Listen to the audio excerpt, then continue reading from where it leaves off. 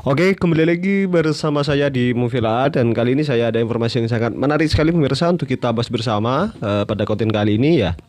Di mana ketika kader PDP yang lain itu bersuara untuk mengadili Jokowi, malah Mbak Puan Maharani itu pemirsa nyamperi Jokowi yang duduk dengan wajah yang ceria dan senyum-senyum. Nah, betapa pedihnya loh ya hati Adian dan yang lain ya kader PDP yang lain yang baru saja meminta kepada penegak hukum untuk mengadili Jokowi. Nah, sedangkan anak atau cucu dari Soekarno sendiri itu malah bermasalah dengan Pak Jokowi pemirsa. Coba ya kan seperti ini misalnya. Nah, kan dengan SBY dulu ya kan. Nah, ini malah nyamperin Pak Jokowi pemirsa. Ayo kan dengan wajah yang ceria itu kan bersalaman, bercanda gurau. Ya salahnya nggak ada apa-apa lah ya di antara hubungan keduanya. Ini kan pedih banget. Kader PDP yang lain ketika melihat ya keromantisan yang seperti ini pemirsa. Sambil mengangguk-ngangguk ya kan Mbak Puan Maharani. Sedangkan yang lain itu kan teriak-teriak untuk bagaimana katanya adili Pak Jokowi. Nah, sedangkan Mbak Puan sendiri, ketua dari mereka itu malah nyambiri Pak Jokowi dengan ya wajah yang ceria pemirsa. Dan juga menariknya lagi tidak cuma hanya Puan Maharani loh pemirsa, tetapi juga ada Bambang Bacul loh yang ngobrol dengan siapa? Mas Gibran, Raka Buming Raka. Ini lihat ini. Ya kan coba putar lagi pemirsa. Iya loh, dengan enaknya lo ngobrol.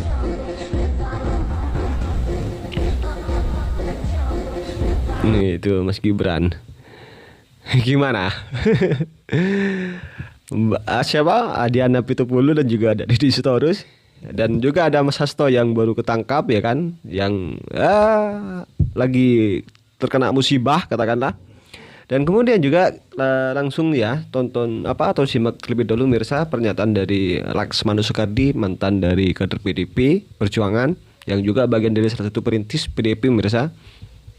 Ada satu lagi yang hak prerogatif. Hak itu prerogatif ketua umum ya. Ketua umum itu berlawanan dengan ajaran Bung Karno. Memilih calon presiden terserah tergantung seorang diri. Padahal Bung Karno mengajarkan musyawarah untuk mufakat. Tidak ada itu hak prerogatif.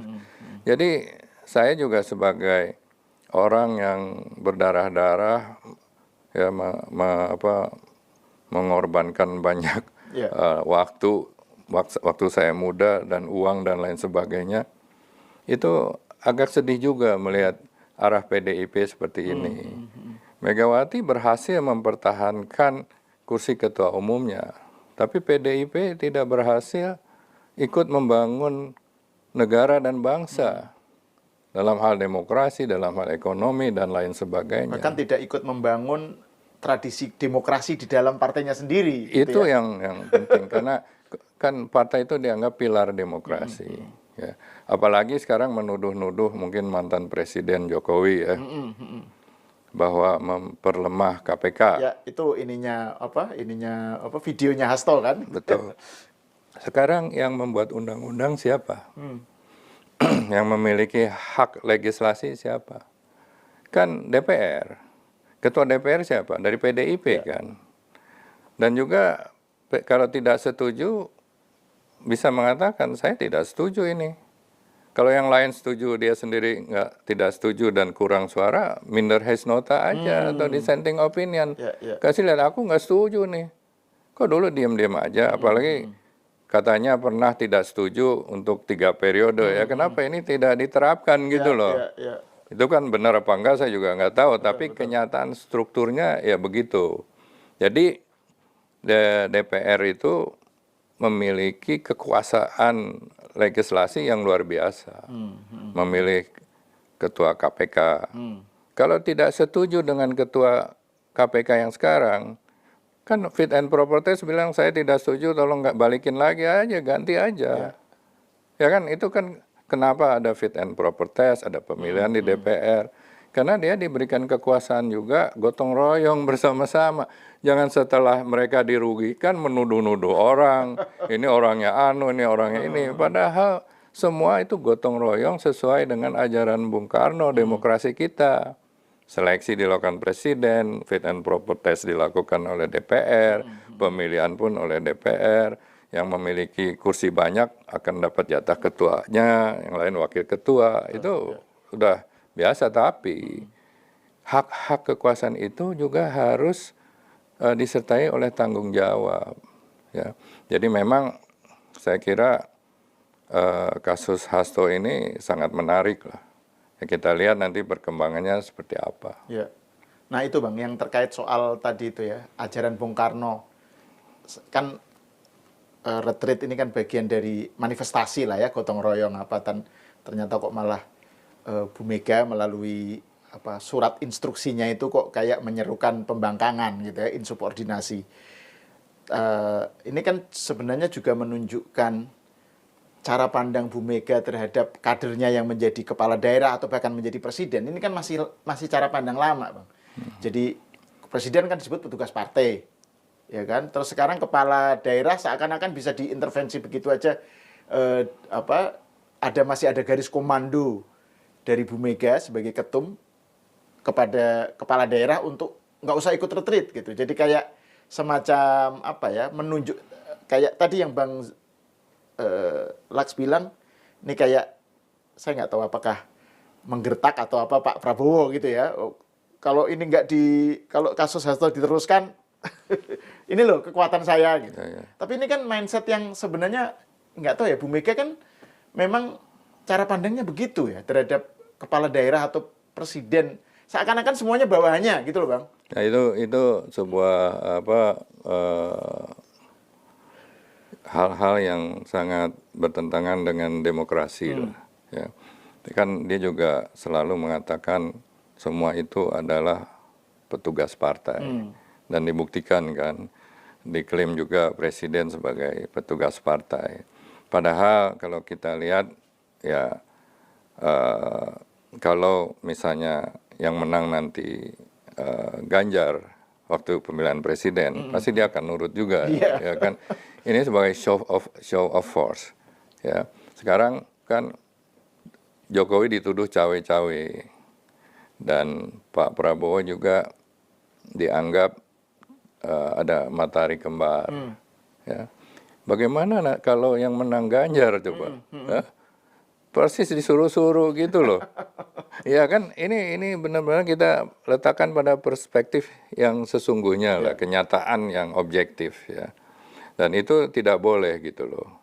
Nah kalau misalnya Pak Prabowo menghormati Jokowi, ya pantas saja karena dia mentornya.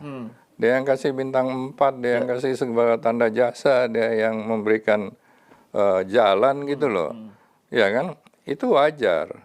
Pada mentor bertanya ya wajar. Tapi bukan jangan dianggap itu matahari kembar gitu loh. Nah apalagi program-program pemerintah yang seperti presiden melakukan retreat, saya tidak mengatakan bahwa retreat itu baik tidak baik, tetapi kalau kita lihat dalam perspektif membangun bangsa bersama-sama, gotong royong, itu harus didukung, jangan disabotase.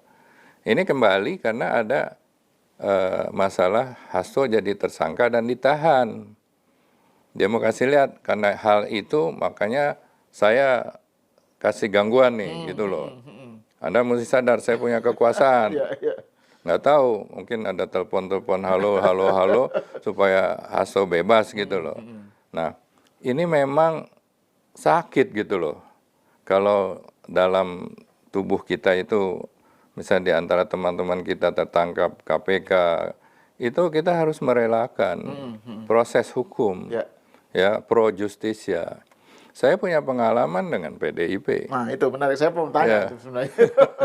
Karena kan sebelum Bang Laks cerita tentang itu ya, jadi ketika saya ngundang Bang Laks ke sini itu saya teringat ini buku Bang Laks ini, Belenggu Nalar ini. Ini kan di bagian soal tertawa sedih melihat kesalahan intelektual ini kan. Ini kan jadi intinya itu yang saya bayangkan kan dulu PDIP bisa begitu memperlakukan orang seperti itu gitu dalam kasus Bang Laks itu. Terus sekarang begitu ada kadernya yang kena ya sekjen gitu, terus teriak-teriak politisasi hukum lah, kriminalisasi lah gitu. Jadi kayak playing victim Ya, gitu ya. loh. Nah, bisa di ini nggak di-spill sedikit Bang soal kasus apa bagaimana itu ada nggak itu ininya ya kontrasnya atau perbandingannya gitu. Ya begini, Mas, dulu saya kan keluar dari PDIP, ya ada yang bilang kena karma Ibu Mega lah macam-macam. Tapi sebenarnya saya tuh bersama Mbak Mega tuh membangun demokrasi Indonesia, membangun partai PDI dan jadi PDIP bersama-sama gitu. Ya, ya. Saya masih muda, 30-an. Jadi saya jadi bendahara, ya. Bahkan saya diancam-ancam juga. Ancaman zaman Orde Baru kan luar Ngeri. biasa. Tidak ada yang mau kasih uang. Jadi ya kekuatan keuangan pribadi ya dengan ancaman segalanya akhirnya Mbak Mega berhasil kan. Nah, setelah itu tahun 99 kongres pertama saya juga ketua kongres. Saya yang cari duit. Ya semuanya lah. Ya, ya. Ketua kongres, pelaksana kongres itu saya. Dan kita menang.